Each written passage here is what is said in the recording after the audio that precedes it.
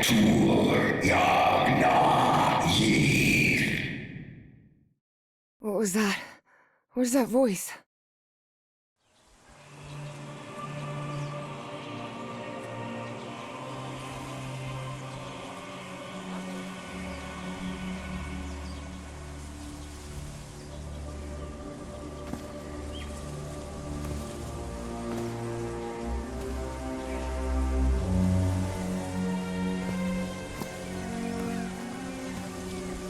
This is the story of a young girl.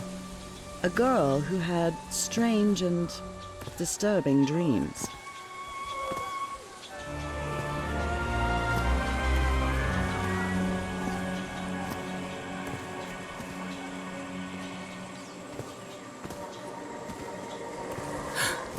I know this place. I've been here before. This is the ancient stone city amidst the jungle.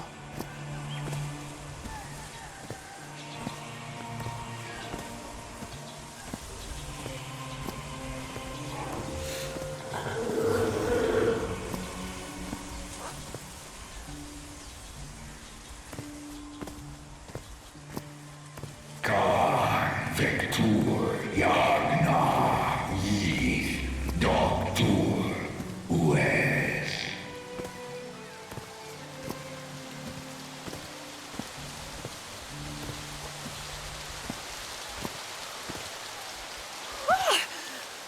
Oh, sweet Jesus.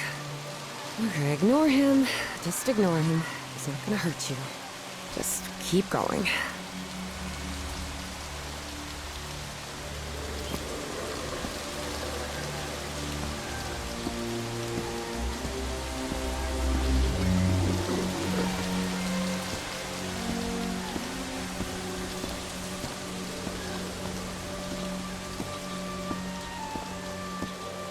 This constellation.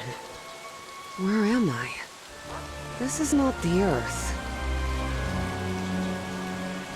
Kar Vektur Yagna Yir.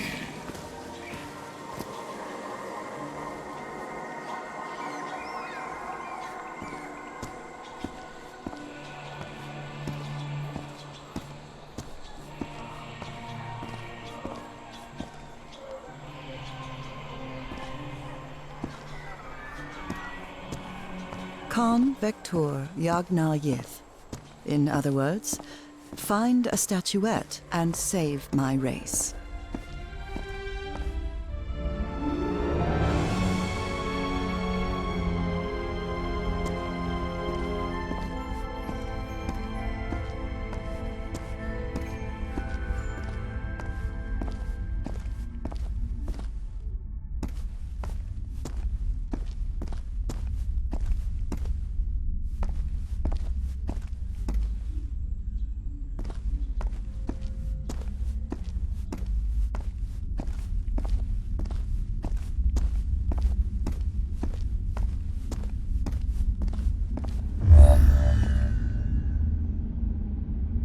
The statuette!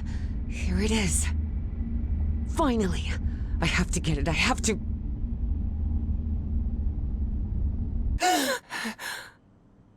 This is the story of Evie Drayton. Quick. Before I forget. Where did I put my notebook? I have to write everything down.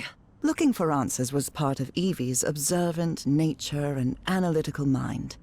Her recurrent dreams began shortly after a period in 1956, when she'd completely lost consciousness.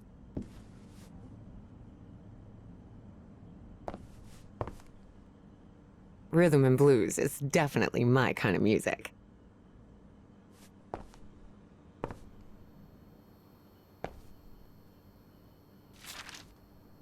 Spitsbergen Island and Svalbard. Apparently, I researched this area of the Arctic thoroughly during the time I lost consciousness.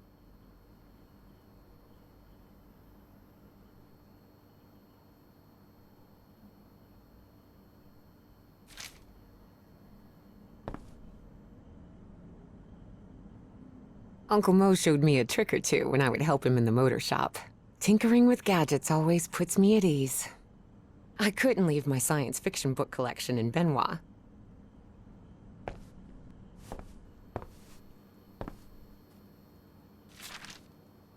This photo was taken during my amnesia. I don't remember anything about it.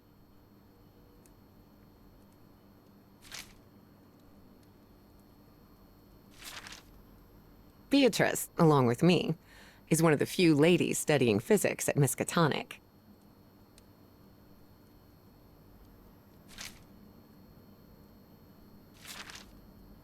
This scary fellow that haunts me in my dreams is a Dimetrodon. He roamed the Earth 270 million years ago. And although it may seem like it, he is not a dinosaur. I've searched every astronomy book at the Miskatonic Library, but none of them contain any reference to this constellation.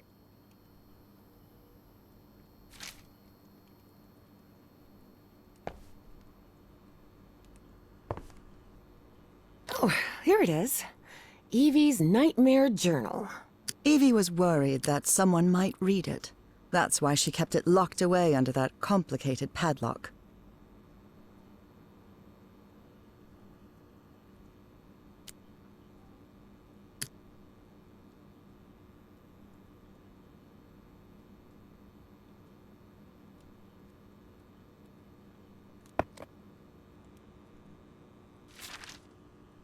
I wish Papa had never taken that job in San Francisco. He'd still be with us. I must have written about 1,000 letters to the archaeology dean in Miskatonic, and I've never received any answer.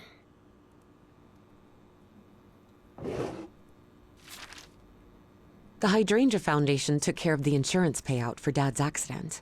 I had scholarships to attend several black colleges in the South, but it was the Foundation's money that allowed me to cover the tuition here at Miskatonic.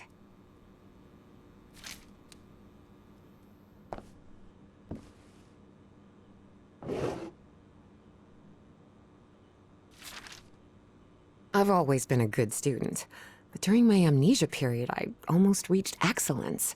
All straight A's?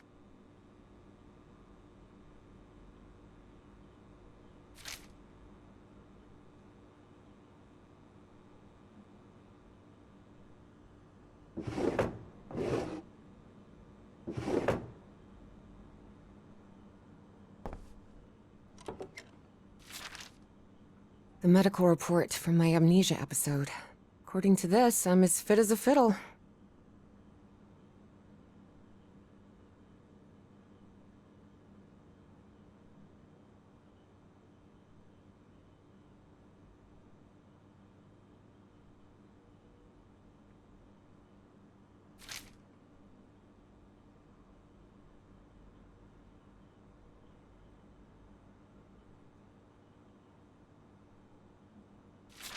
The medic... No, I have to write down what I saw in my dream before leaving my room.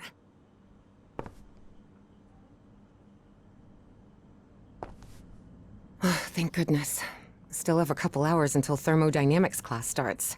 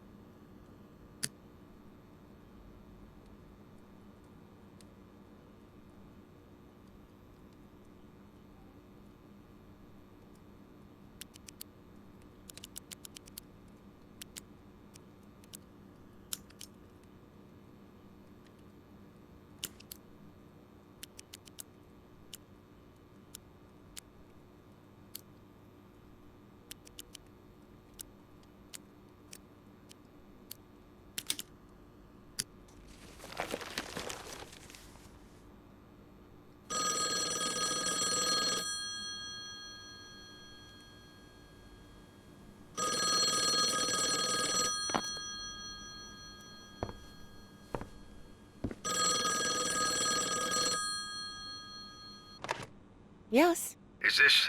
are you Evangeline Drayton? that's right. Who am I talking to? I am the Dean of Archaeology at Miskatonic University. I believe you Wanted to ask me some questions, right? Yes. Yes, of course. It's a pleasure to finally meet you, Professor Meet Evan. me today at 6 p.m. at 5 Prospect Road, outside of Boston. Boston? That's almost a 2-hour train ride from Arkham. I thought Do you want to talk or not? Yes, yes, of course. I'll be there. 6 p.m., Prospect Road. See you in a couple of hours, Professor. All right, I should get ready. There's a lot of information here about my strange dreams and my amnesia. I'd better go through it again before I leave. I don't want to miss any questions when I talk to the professor.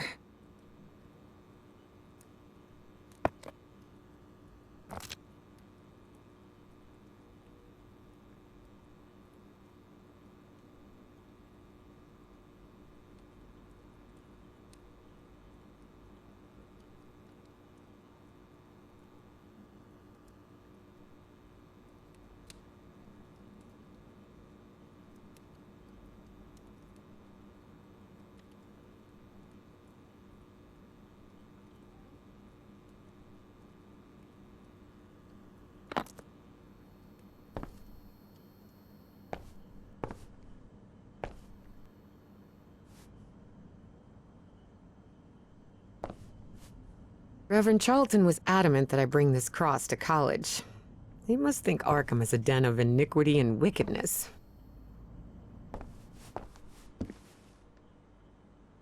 Before leaving, Evie asked herself if she had finished gathering all the information in her room. All right, I think I've gathered what I need. As odd as it seemed to Evie that the Dean didn't meet her at the university, her need to know was stronger than her doubts. She was determined to attend the meeting.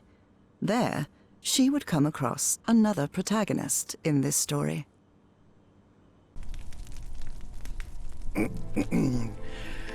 So, you have finally decided to talk to that young lady, Professor.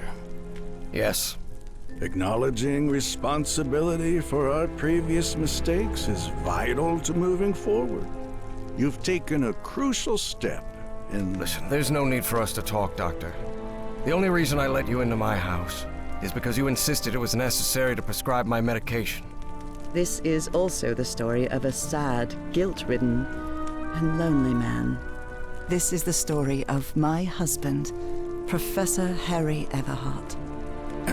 Yes, I know well enough that discussing the effectiveness of our therapy sessions with you is futile.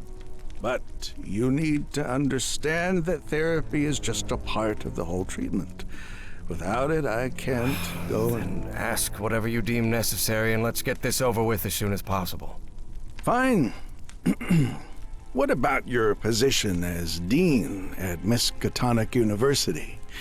We talked some time ago about your relationship with work was somewhat obsessive. I didn't say that. You did. Well, you told me you practically lived secluded in this very home, and the only thing that drove you to leave it was your job obligations. So, how would you define that?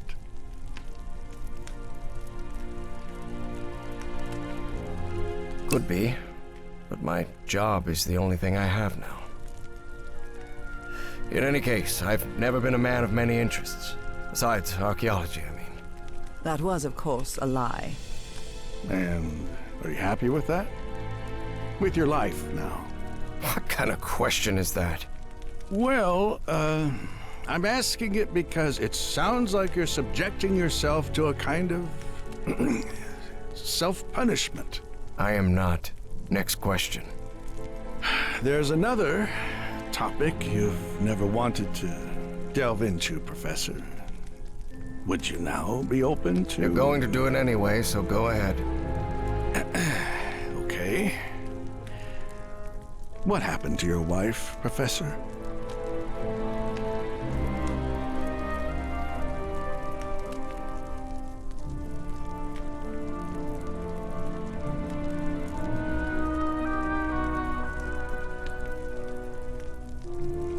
She left home and never returned.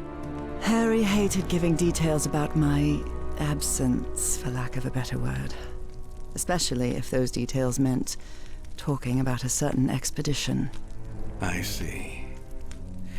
And how do you feel about that? What's my wife got to do with all this? You see, the reason I'm asking, Professor, is because when we began therapy, you mentioned visions. Some sort of oily shadows casting themselves on the wall.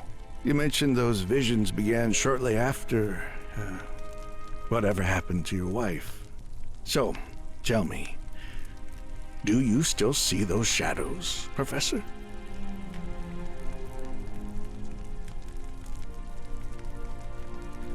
No.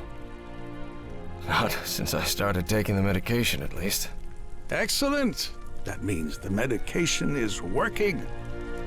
Listen, there is something different I want to try in today's session.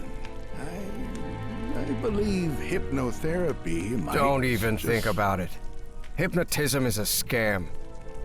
Professor, with all due respect, I believe you're mistaking mesmerism with hypnotism. Even so, if you want me to prescribe the...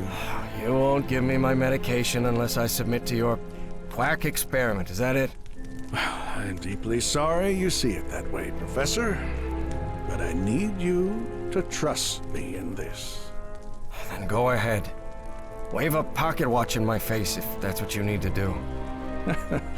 There's no need for pocket watches, Professor. The sound of a metronome will be more than enough. I need you to relax and free your mind. And think of something pleasant. A fond memory, if you will. Something that took place here, in the Everhart Manor. A fond memory? In this place? It wasn't easy for Harry to find a fond memory in the same manor where he had spent an extremely unhappy childhood. Maybe. Maybe. December 1930. The last Christmas my wife and I ever spent at Everhart Manor. She insisted on coming, despite my parents never approving of our marriage. But that was the kind of person she was. Interesting. Tell me more about it, Professor Everhart. Every time I gave her a present, I prepared a little scavenger hunt. She loved it. She loved solving my stupid riddles. As you may have noticed, this story has more than one protagonist. And though I am not one of them, I believe I, Nora Everhart, play a crucial part in it. Can I open my eyes now, Harry? Not yet. We're almost there. Let me open the door and... Now, open your eyes. Look what you've prepared. It's another one of your scavenger hunts, huh? Of course, old pal. Now, if you want your present, you'll have to earn it. Can I use my journal to write down clues? Well, technically that's against the rules, but I'll turn a blind eye this time. You're so kind.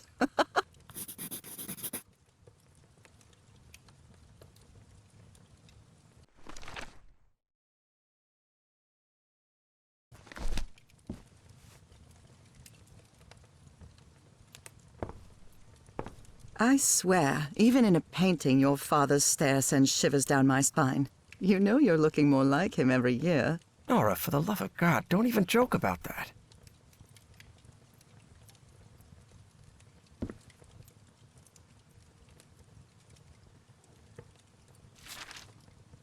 A new decade. I wonder what the future has in store for us.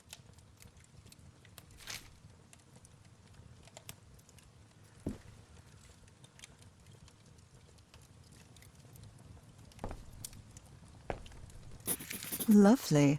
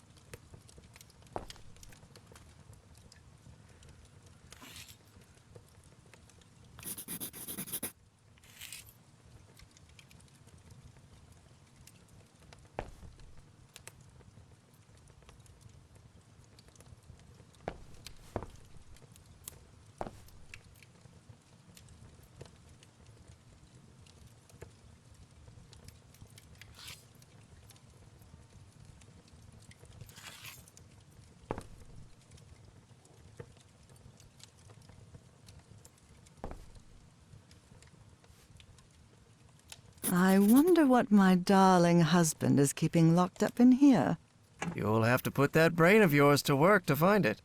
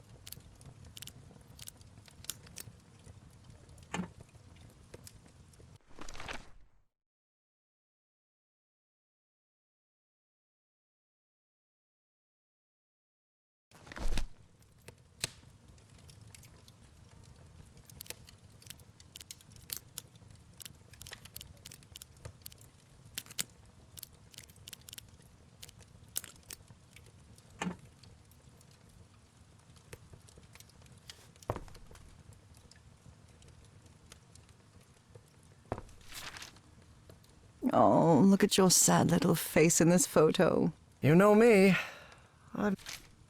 Wait. There's something wrong in this memory. This wasn't... Ignore it. Focus on that moment. Your wife. That happy memory.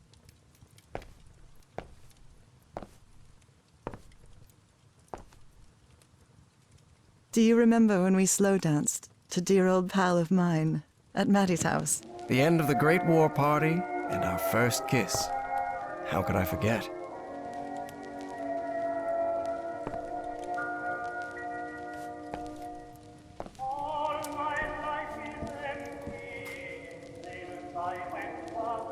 Tell me you didn't vandalize a piano just for a scavenger hunt, old pal.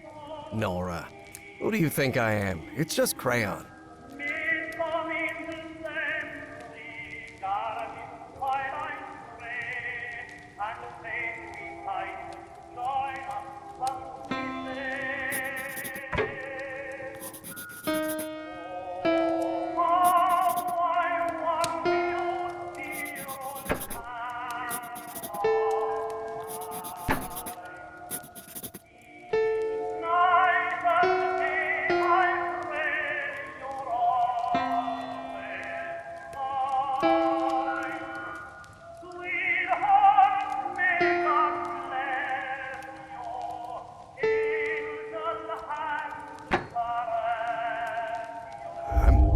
I'm seeing those oily shadows in here.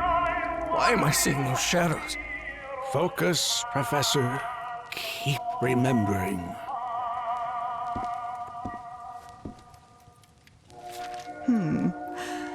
What are you up to now? Oh boy, what a drawing. Is this supposed to be a tree? Of course it is. I'm doing the best I can with my limited art skills. This darkness, Everhard Manor. But my house is not... Professor, don't drift off. Keep going.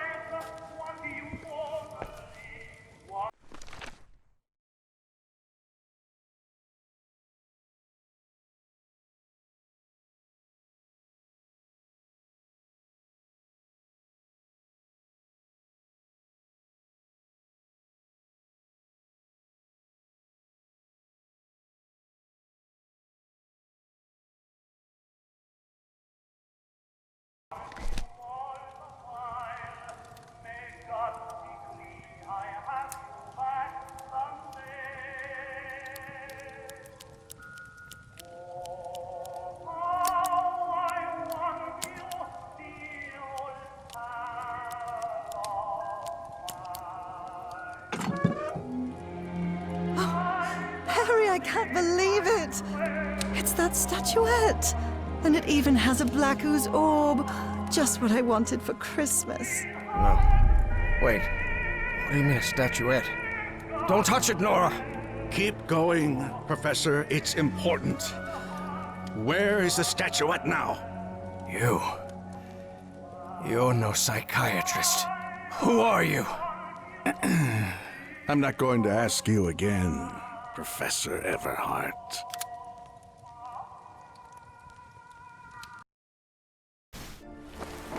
Shortly after Harry's peculiar hypnosis session, Evie finally arrived at Everhart Manor. Prospect Road 5. Here it is. Professor Everhart. It's me, Evangeline. Wait. What is going on here? Professor? Is everything all right? Most people would have turned away and left, but not Evangeline Drayton. She had been waiting for months to talk with the professor. No way was she letting it slip away. So, she decided to climb over the walls of the Everhart Manor.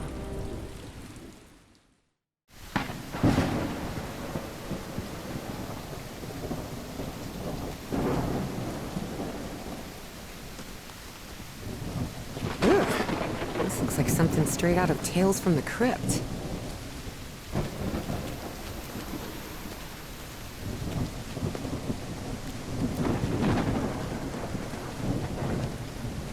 Hey, that window is open.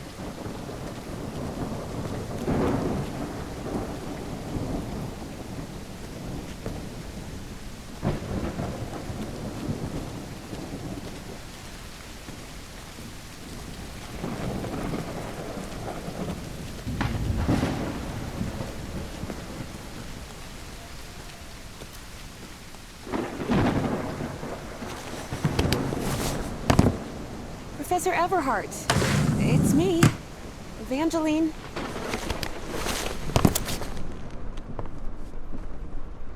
It appears the Everharts have been quite well off for generations. Or so they used to be.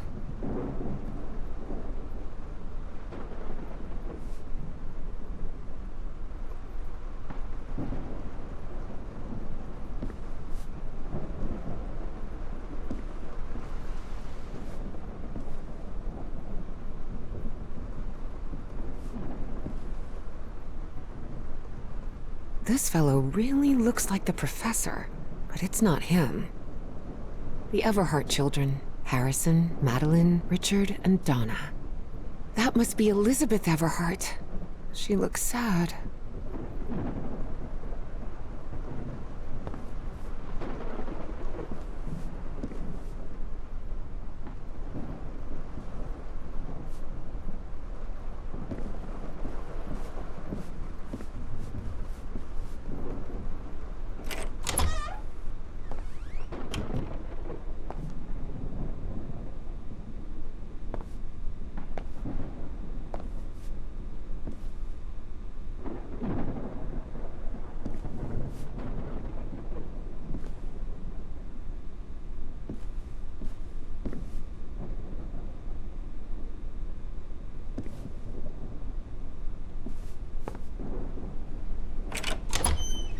Wow, look at the size of this library.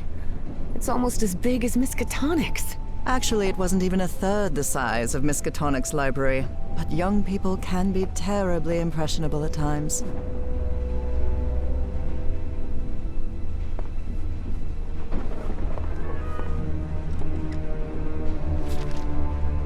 Evangeline had never pictured the professor as anything but a hermit. Certainly not someone his relatives still worried about. Evangeline had never pictured the professor.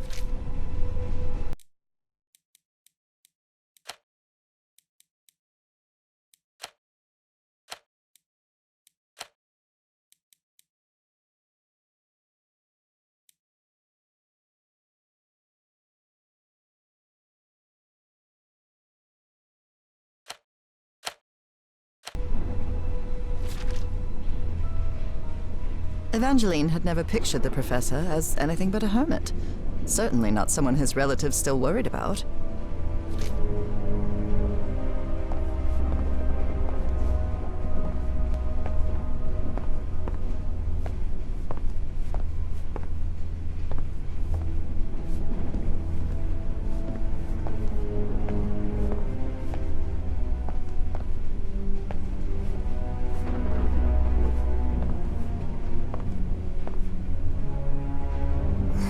this fireplace was lit. It's bone-chilling cold in here. What on earth happened here?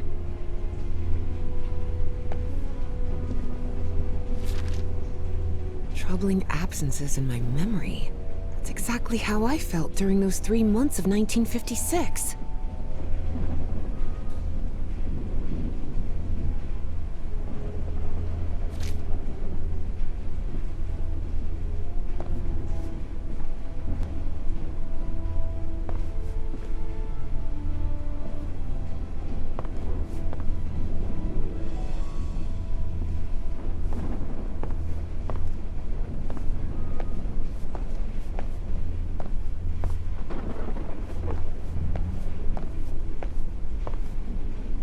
Dyer was my applied geophysics professor.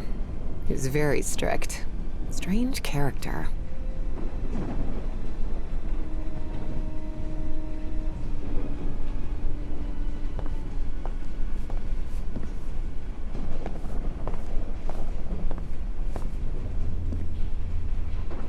There's something oddly comforting about spinning these globes.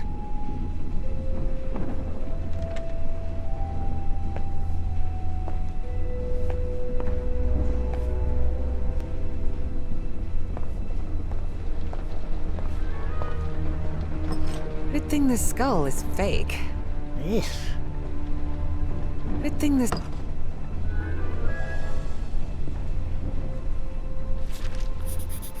Rich people definitely had weird ways of entertaining themselves. But it wasn't mere entertainment. Harry's mother's life had long been shaped by tragedy, and she had become obsessed with the afterlife.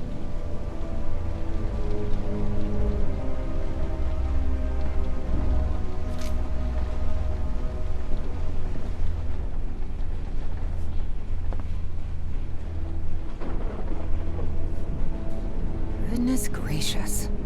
The professor's taste in literature is nothing if not peculiar.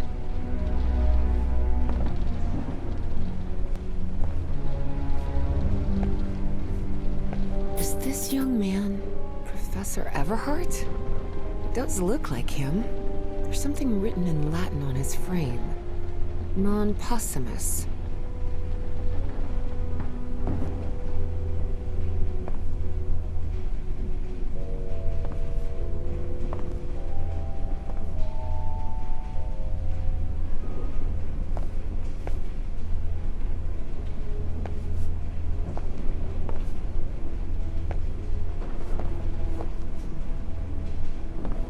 Darn it. This door is locked.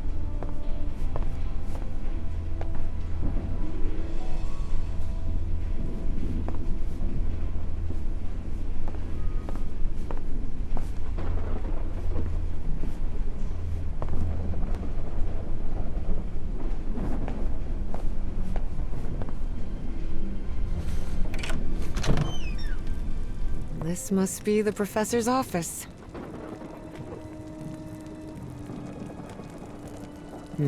Someone lit the fireplace, but this room is still cold. The greenhouse and the mausoleum.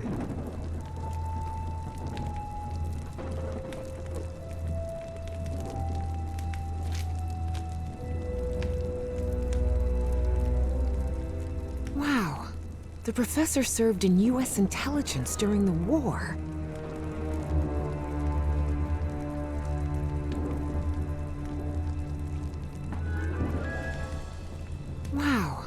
The professor served in U.S. intelligence during the war.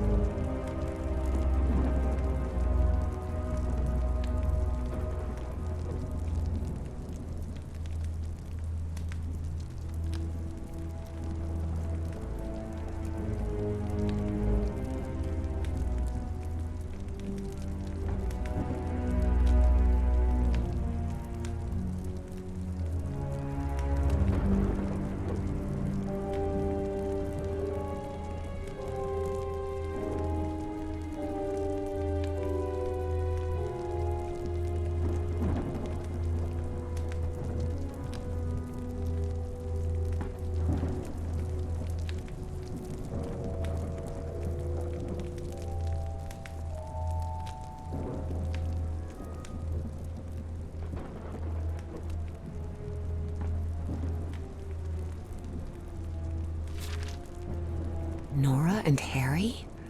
The professor was married.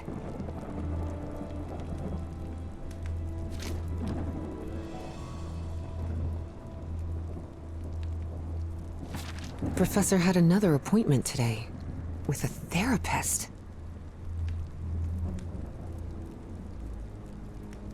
Professor had another appointment today.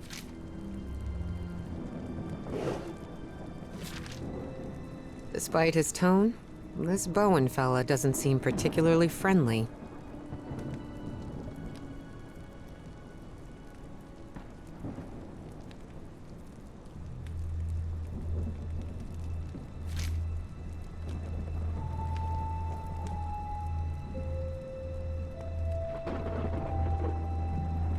Professor Everhart doesn't look so intimidating in that portrait.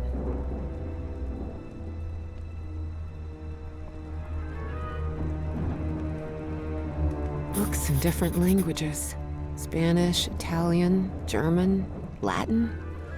Looks like one is missing.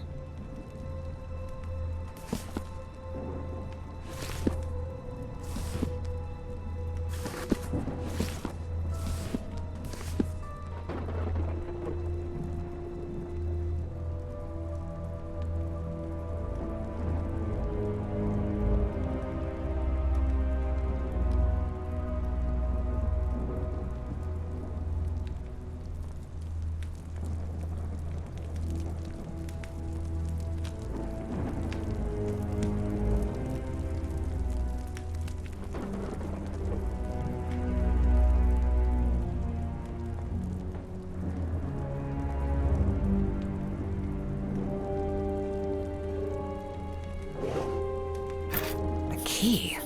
Wonder what this opens.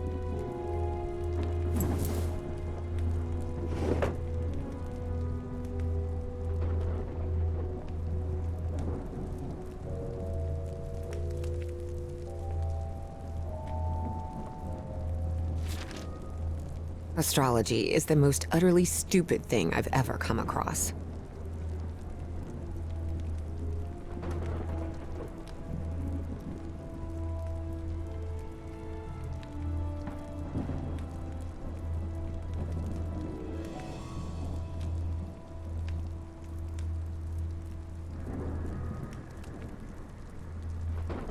Astrology.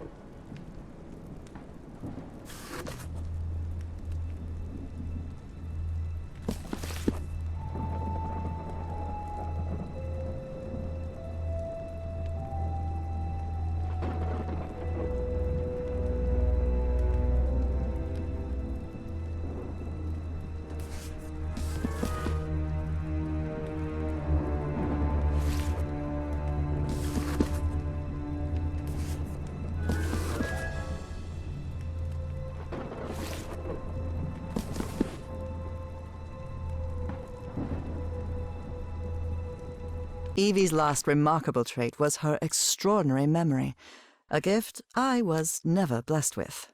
So allow me, the narrator of this tale, to be the one taking notes. For the sake of clarity, of course.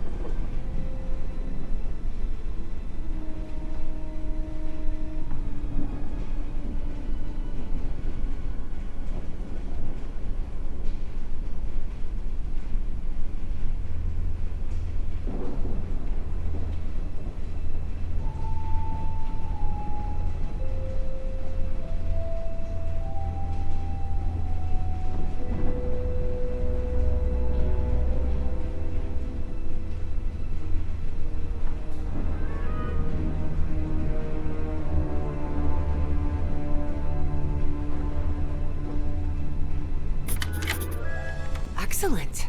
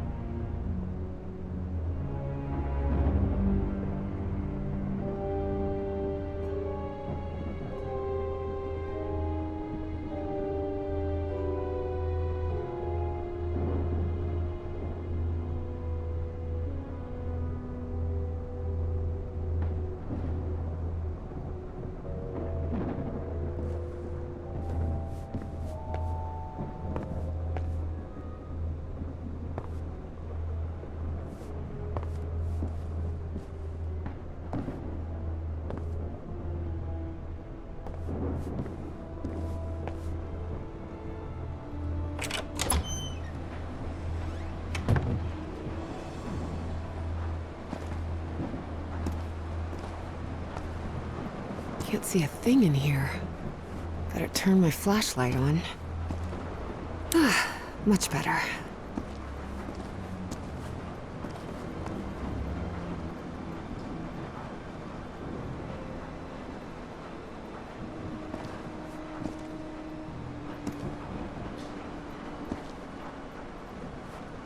These tools haven't been used in a long time.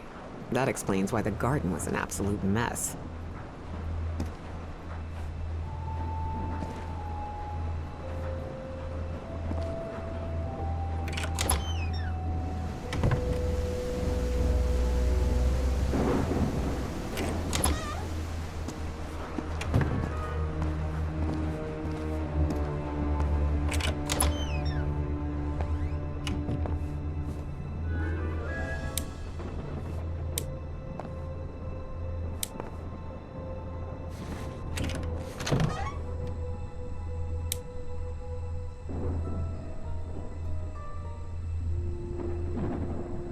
The man's definitely a dead ringer for the professor.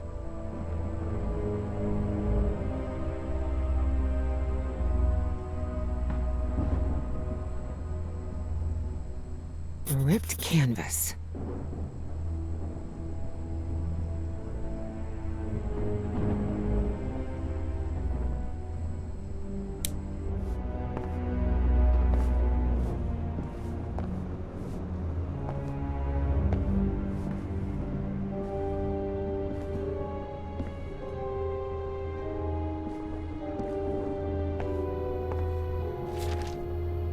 Looks like the professor's father was involved in politics.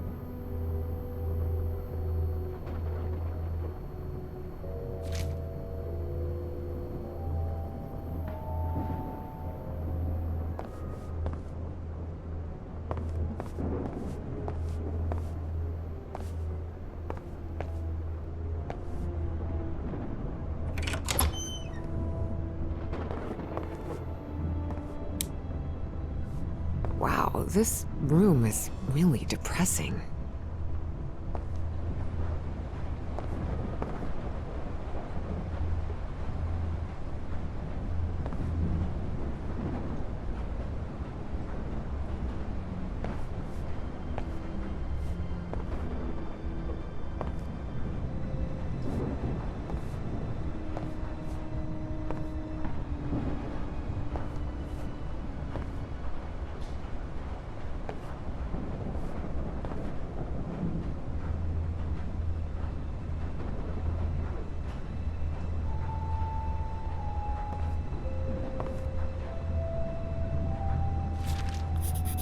Looks like a shrine of some kind, dedicated to a woman.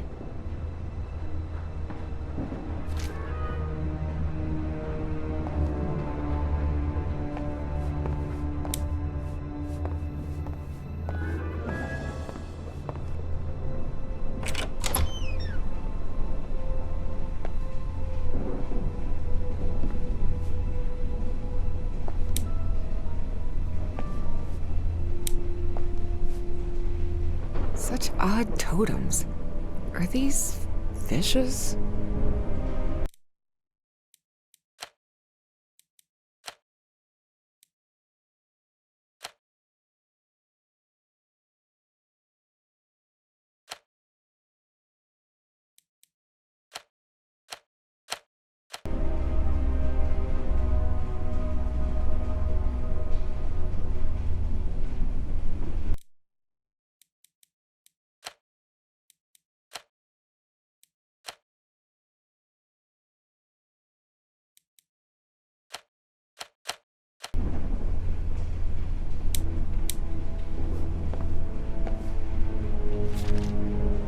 So Professor Everhart set on an expedition to the Pacific. I never pictured him as an adventurer.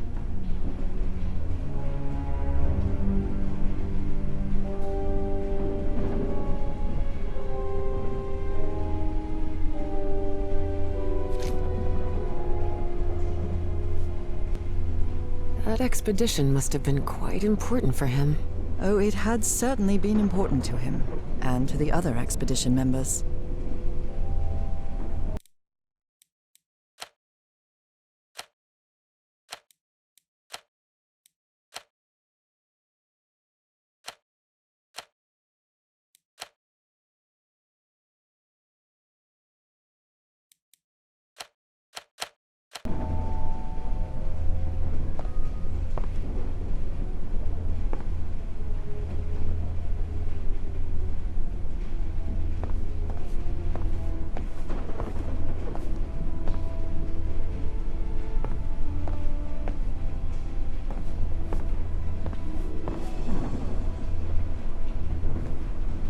Torn canvas.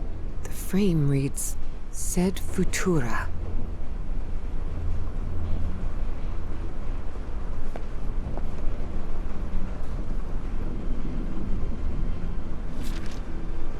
There are a lot of pictures of that fireplace. Oily shadows. Beginning to suspect the old professor's lost a few marbles.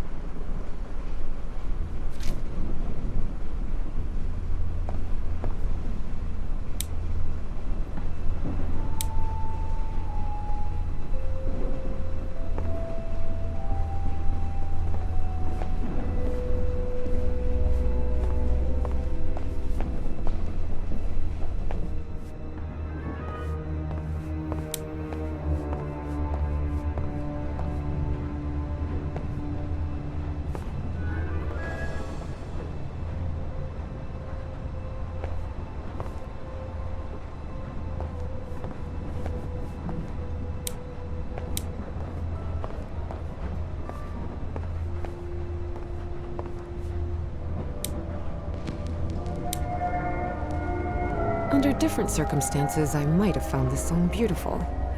But at the moment, it sends a shiver down my spine.